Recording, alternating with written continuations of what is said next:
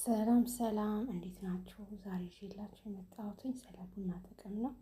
ቡና እንደሚታወቀው በዓለማችን ላይ ውድ የሆነ ለሁሉም ሰው ተስማሚ የሆነ በጣም በፍቅር የሚወደድ የመጠጥ አይነት ነው ቡና። እና ቡና ብዙ አይነት ጥቅሞች አሉት። እጅግ በጣም ጥሩ ነው።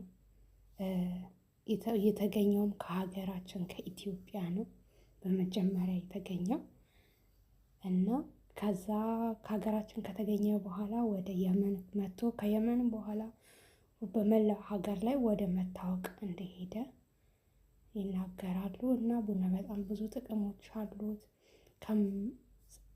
ደስተኛ ከማድረግ ከማነቃቃት ባለፈ ለጉበታችን ለሰውነታችን በጣም ልዩ ጥቅም አለው።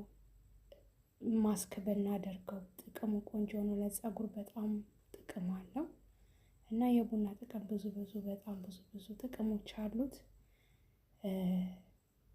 እና ቡናን ተጠቀሙት። ቡና ስትጠቀሙ ግን እዚህ አረብ ሀገር ያላችሁ ልጆች 3 in 1 የሚባል ከስኳርና ከወተት ጋር የተቀላቀለ ታሽጎ የሚሸጥ አለ። እሱን እንዳትጠቀሙ። በጣም ጉዳት አለው። ለጨጓራና ለልብ ህመም ይዳርጋቸዋል ማለት ነው። ከዛ